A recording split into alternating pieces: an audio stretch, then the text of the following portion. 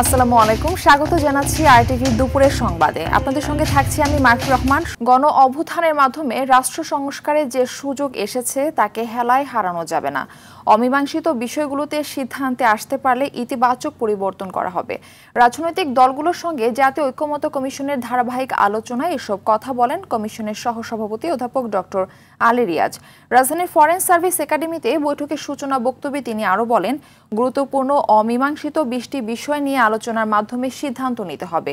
দ্বিতীয় পর্যায়ের আলোচনায় অনেক রাজনৈতিক দল তাদের মতামত কিছুটা পরিবর্তন করেছে বলে জানান তিনি। ধারাবাহিক আলোচনার অংশ হিসেবে আজ রাষ্ট্রপতির ক্ষমা প্রদর্শন, সুপ্রিম কোর্টের বিকেন্দ্রীকরণ ও জরুরি অবস্থা জারি নিয়ে মতামত তুলে ধরবেন রাজনৈতিক দলের প্রতিনিধিরা।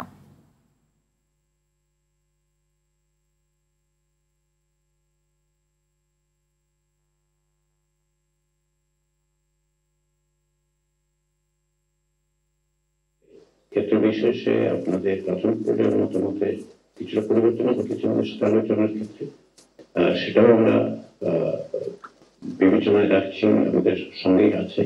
তারপরেও মনে হয়েছে আমাদের কাছে যে অন্যান্যদের আলোচনায় আপনাদের অবস্থান হয়তো আরো জোরদার হবে, আপনারাও আপনাদের অবস্থানটা কেন সেটা যুক্ত প্রদর্শন করতে পারবেন।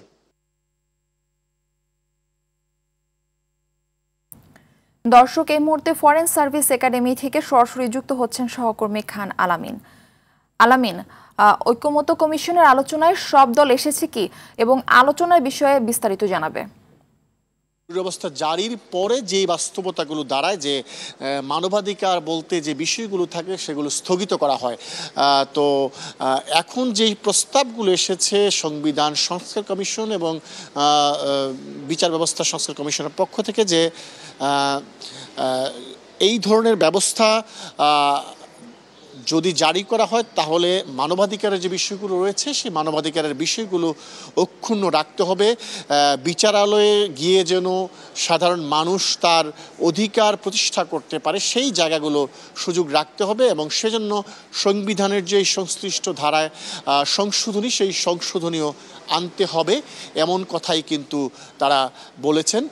সেই বিষয়গুলো নিয়ে হয়তো যদি আজকে সুযোগ থাকে আলোচনা হবে এবং আলোচনার পরে হয়তো সিদ্ধান্ত আপনাদেরকে জানাতে পারবো। মারফি, ধন্যবাদ আপনাকে। বিটিআরসির নতুন নীতিমালা নিয়ে উদ্বেগ প্রকাশ করেছে বিএনপি। গুলশানে বিএনপি চেয়ারপারসনের রাজনৈতিক কার্যালয়ে জরুরি সংবাদ সম্মেলনে বিএনপি মহাসচিব মির্জা ফখরুল ইসলাম আলমগীর বলেন, নির্বাচনের আগে তড়িঘড়ি করে করা দুর্বিসন্ধিমূলক এই নীতিমালা বিনিয়োগকারীদের বিভ্রান্ত করবে। সামনে জাতীয় নির্বাচন থাকায় তাড়াহুড়া করে সিদ্ধান্ত নেওয়া ঠিক হবে না বলে মনে করেন বিএনপি মহাসচিব। বিটিআরসির এমন সিদ্ধান্তের কারণে বড় প্রতিষ্ঠানগুলো সুবিধা পাবে আর ছোট কোম্পানি হুমকির মুখে পড়বে বলে মনে করে মির্জা ফখরুল ইসলাম আলমগীর। সংশ্লিষ্ট সব পক্ষের এসএমই বিশেষজ্ঞ ভোক্তা সংগঠনের সঙ্গে অংশগ্রহণমূলক আলোচনা করার পর নীতিমালা চূড়ান্ত করেন। বিশেষ করে সামনে জাতীয় নির্বাচনকে সামনে রেখে বিবেচনায় রেখে এই ধরনের একটি জাতীয় গুরুত্বপূর্ণ নীতিমালা এ সময়ে একতরফাভাবে প্রণয়ন করা সমীচীন হবে না বলে বিএনপি বিশ্বাস করে।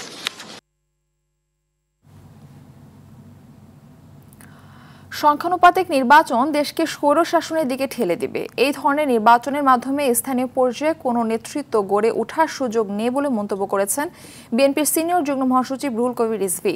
রংপুরের বিএনপির দলীয় কার্যালয়ে ডক্টরস অ্যাসোসিয়েশন অব বাংলাদেশ আয়োজিত জুলাই আগস্ট গণ অভ্যুত্থান শোক ও বিজয়ের বর্ষপূর্তি উপলক্ষে স্বেচ্ছায় রক্তদান অনুষ্ঠানে প্রধান অতিথির বক্তৃতায় তিনি এসব কথা বলেন। এ সময় বিএনপি ও অঙ্গ সংগঠনের নেতাকর্মীদের আচরণে জনগণে যেন জনভোগান্তি তৈরি না হয় সেদিকে লক্ষ্য রাখারও নির্দেশ দেন তিনি।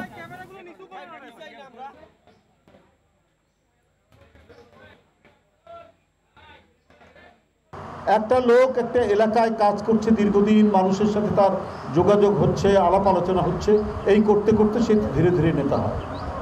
যখন এই আনুপাতিক ভোটের বিষয়টি আসবে তখন তো দলকে ভোট দিবে, দল তারপরে বেছে বেছে তার লোকদের এমপি বলে ঘোষণা করবে।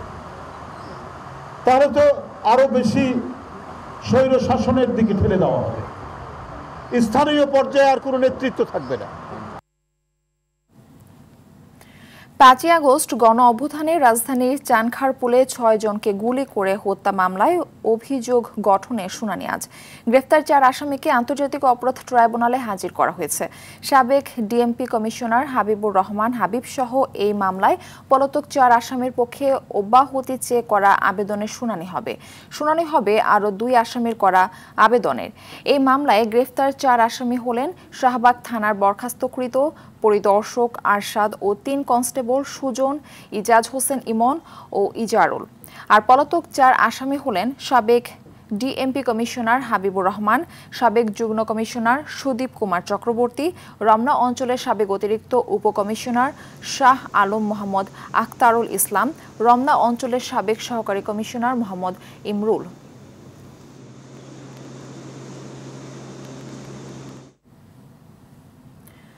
দর্শক, এ বিষয়ে আরো জানাতে ট্রাইব্যুনাল চত্বর থেকে যুক্ত হচ্ছেন সহকর্মী সাদিয়া কানিজ।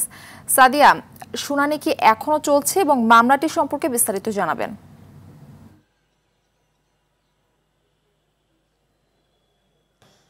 মারফি, জুলাই অভ্যুত্থানে ছাত্র জনতার যে আন্দোলন চলাকালীন সময় শান্তিপূর্ণ আন্দোলনই চলছিল, সেই সময় কিন্তু রাজধানীর চাংখারপুলে আসলে 6 জনকে গুলি করে হত্যা করে পুলিশ। আর সেই ঘটনায় আসলে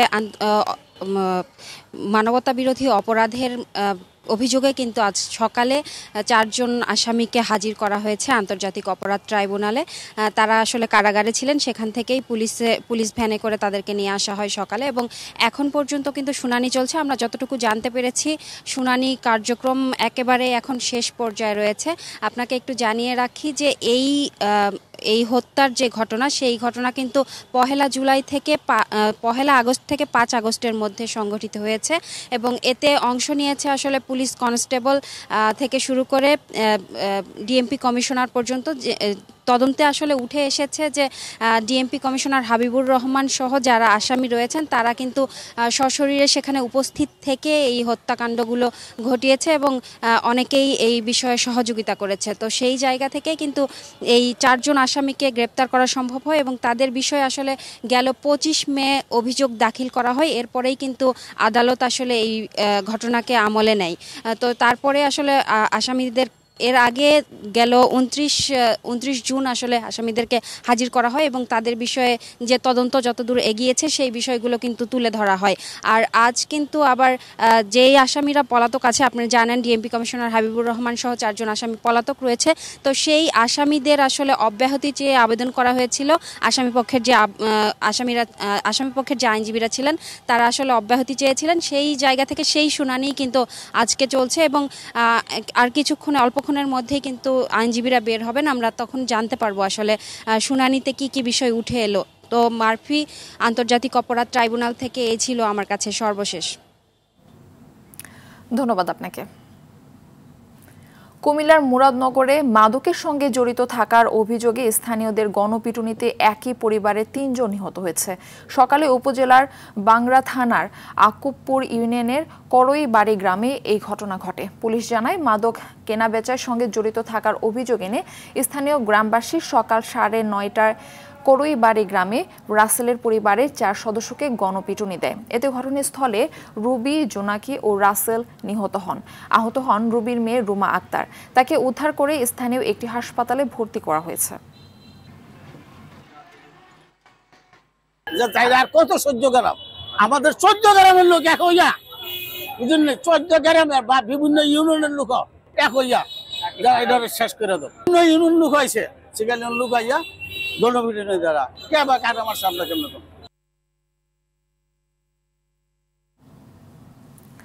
বান্দরবানের রুমা উপজেলার দুর্গম পাহাড়ে সেনাবাহিনীর অভিযানে কমান্ডার সহ 2 কুকি চীন ন্যাশনাল আর্মি KNA সদস্য নিহত হয়েছেন। সকালে আন্তঃবাহিনী জনসংযোগ পরিদপ্তর ISPR এক সংবাদ বিজ্ঞপ্তিতে এই কথা জানায়। ISPR জানায়, অভিযানে এখন পর্যন্ত 3টি SMG, একটি রাইফেল সহ অস্ত্র ও গোলাবারুদ উদ্ধার করা হয়েছে।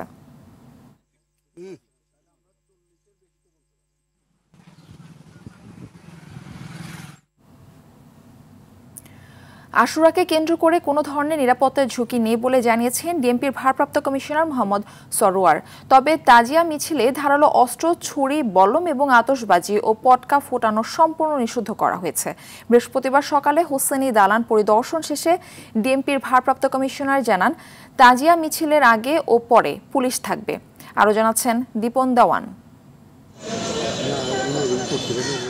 আরবি মহরম মাসের 10 তারিখ পবিত্র আশুরা উপলক্ষে ঢাকা মহানগরের বিভিন্ন স্থানে তাজিয়া মিছিলকে কেন্দ্র করে পুলিশের পক্ষ থেকে নেওয়া হচ্ছে বাড়তি নিরাপত্তা ব্যবস্থা। পুলিশ মোতায়েন থাকবে শিয়াদের সবকটি ধর্মীয় প্রতিষ্ঠানে। এলাকা ভিত্তিক চেকপোস্ট জোরদার করা হয়েছে।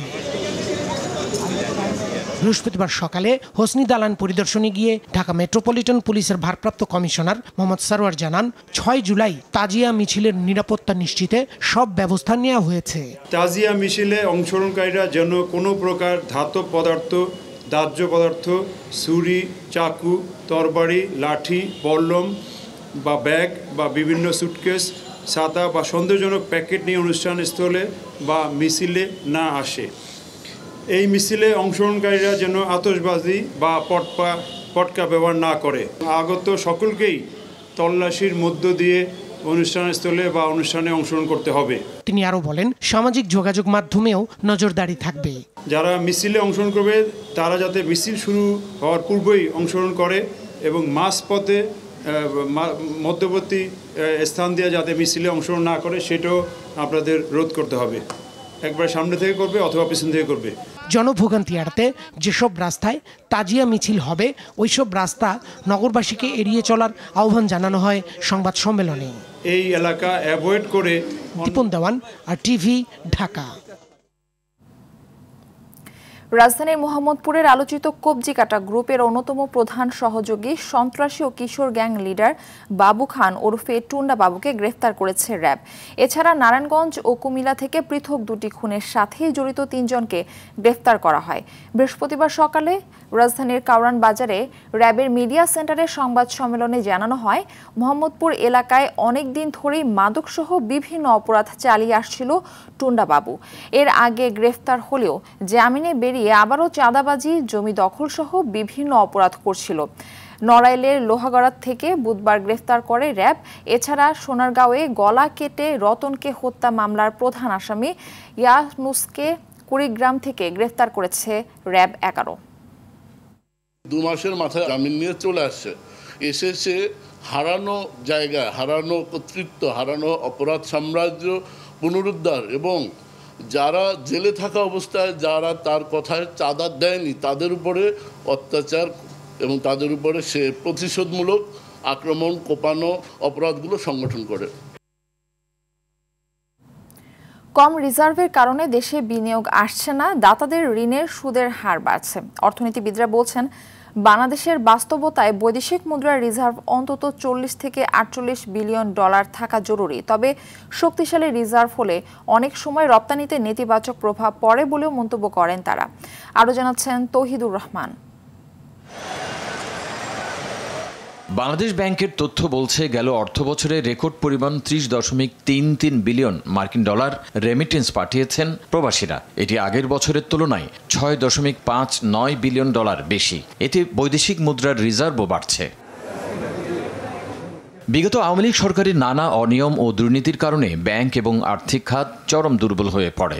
অবস্থা এমন পর্যায়ে পৌঁছে যে দাতা সংস্থাও ঋণ দিতে নানা কঠিন শর্ত আরোপ করতে থাকে। ডক্টর আহসানেজ মনসুর গভর্নর হওয়ার পর কেন্দ্রীয় ব্যাংকের রিজার্ভ থেকে ডলার বিক্রি বন্ধ করে দেন। পাশাপাশি ডলারের দাম 120 টাকা নির্ধারণ করেন এবং তা 2.5% পর্যন্ত কম বেশি করার সিদ্ধান্ত দেন। এতে অনেকটা স্বাভাবিক হয়ে আসে ডলারের বাজার। পাশাপাশি প্রবাসী আয়ও বাড়ে, ফলে রিজার্ভও বাড়ছে, যা আমদানি রপ্তানির জন্য ইতিবাচক বলছেন অর্থনীতিবিদরা। কম রিজার্ভের কারণে, ঝুঁকির কারণে বিনিয়োগ আসছে না। কম রিজার্ভের কারণে, ঝুঁকির কারণে আমাদের ক্রেডিট রেটিং দুর্বল হয়ে যাচ্ছে। কম রিজার্ভের কারণে বিদেশি দাতারা আমাদের যে ঋণ দিচ্ছে সেগুলো ঋণের সুদের হার বেড়ে যাচ্ছে।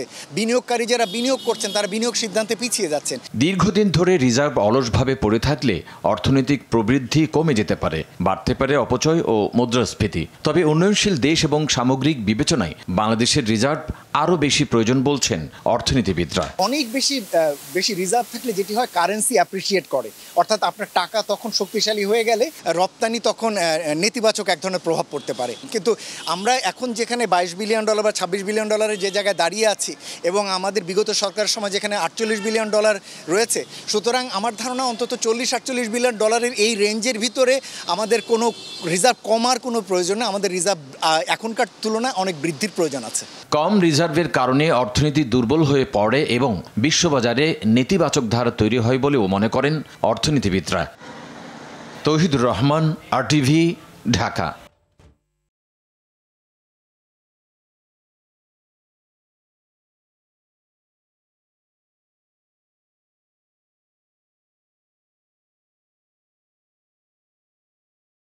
জুলাই 2024 আন্দোলন ছড়িয়ে পড়ে সব শিক্ষা প্রতিষ্ঠানে। সরকারি চাকরিতে কোটা পদ্ধতি বাতিল সহ 4 দফা দাবিতে দেশের বিভিন্ন বিশ্ববিদ্যালয়ের শিক্ষার্থীরা সড়ক অবরোধ করে বিক্ষোভ করে। সারা বাংলায় খবর দে, কোটা প্রথার কবর দে স্লোগানে ফেটে পড়ে ছাত্র সমাজ। সেদিনের কিছু কথা জানাচ্ছেন জাহিদ রহমান। দিনের শুরুতেই রাজধানীর শাহবাগ সড়ক অবরোধ করে ঢাকা বিশ্ববিদ্যালয়ের শিক্ষার্থীরা বিভিন্ন হল থেকে মিছিল নিয়ে কেন্দ্রীয় গ্রন্থাগারের সামনে জড়ো হয়ে সেখান থেকে স্লোগান নিয়ে ক্যাম্পাসের বিভিন্ন দিক ঘুরে টিএসসি রাজু ভাস্কর্য হয়ে শাহবাগে অবস্থান নেন তারা। মুক্তিযুদ্ধের মূল কথা সুযোগের সমতা, সারা বাংলায় খবর দে, কোটা প্রথার কবর দে, 18 হাতিয়ার গর্জে উঠুক আরেকবার, জেগেছে রে জেগেছে, ছাত্র সমাজ জেগেছে, এমন আরও নানা স্লোগানে 3 জুলাই আন্দোলন ছড়িয়ে পড়ে দেশের সকল শিক্ষা প্রতিষ্ঠানে।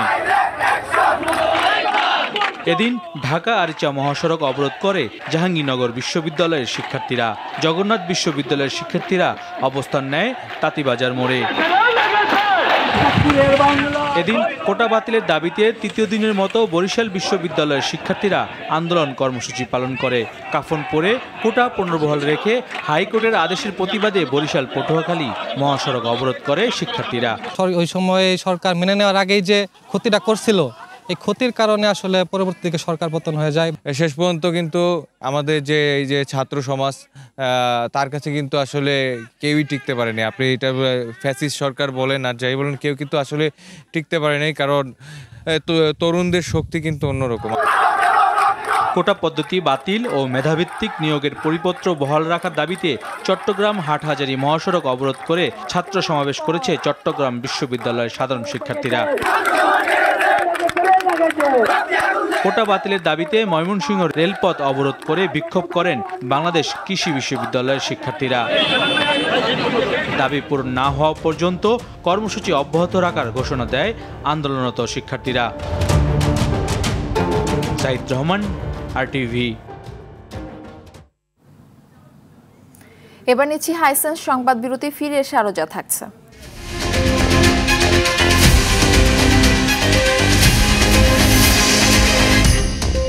ইন্দোনেশিয়ার পর্যটন দ্বীপ বালির কাছে যাত্রীবাহী ফেরি ডুবি 4 জনের মৃত্যু, নিখোঁজ অন্তত 43, উদ্ধার 23 যাত্রী।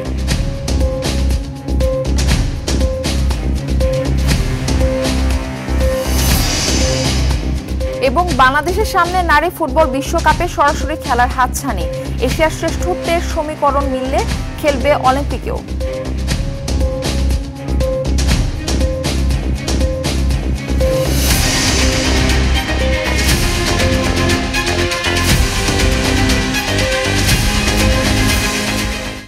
দুপুরের সংবাদ দেখছেন RTVতে, আপনাদের সঙ্গে রয়েছে আমি মারফি রহমান। বরগুনায় ডেঙ্গুতে নতুন করে আরও 87 জন আক্রান্ত হয়েছেন, এদের মধ্যে উপজেলারই 65 জন। এ নিয়ে জেলায় মোট আক্রান্তের সংখ্যা দাঁড়িয়েছে 3205 জনে। বুধবার রাতে ডেঙ্গু আক্রান্ত আরও 1 নারীর মৃত্যু হয়েছে। জেলায় মৃতের সংখ্যা দাঁড়িয়েছে 28 জনে। সকালে জেলার সিভিল সার্জন কার্যালয় থেকে এই তথ্য জানানো হয়। অন্যদিকে জেলায় ডেঙ্গুতে আক্রান্ত হয়ে মারা যাওয়া 28 জনের মধ্যে 24 জনের বাড়ি জেলা সদরে। জেনারেল হাসপাতালের আবাসিক মেডিকেল অফিসার জানান, হাসপাতালে ডেঙ্গু রোগীদের রাখার মতো জায়গা নেই। এরকম চলতে থাকলে পরিস্থিতি নিয়ন্ত্রণের বাইরে চলে যাওয়ার আশঙ্কাও করেন তিনি। IDLC পরিবর্তনের পথে বাংলাদেশ। চলতি বছরের হজ ব্যবস্থাপনা সুষ্ঠুভাবে সম্পন্ন করায় ধর্ম মন্ত্রণালয় সহ সংশ্লিষ্টদের অভিনন্দন জানিয়েছেন প্রধান উপদেষ্টা প্রফেসর মোহাম্মদ ইউনুস। একই সঙ্গে আগামী বছরের হজ ব্যবস্থাপনা যেন নির্বিঘ্নে সম্পন্ন করা যায় তার প্রস্তুতি এখন থেকে শুরু করতে মন্ত্রণালয়কে নির্দেশনা দিয়েছেন তিনি। গত ২৬ জুন রাষ্ট্রীয় অতিথি ভবন যমুনায় ধর্ম মন্ত্রণালয়ের প্রতিনিধিদের সঙ্গে এক বৈঠকে এই নির্দেশনা দেন প্রধান উপদেষ্টা। এ সময় আগামী বছরে হজের জন্য ইতিমধ্যে রোডম্যাপ প্রকাশ করায় সন্তোষ প্রকাশ করেন তিনি। আগামী 10 জুলাই বাংলাদেশিদের জন্য হজ কোটা ঘোষণা করা হবে।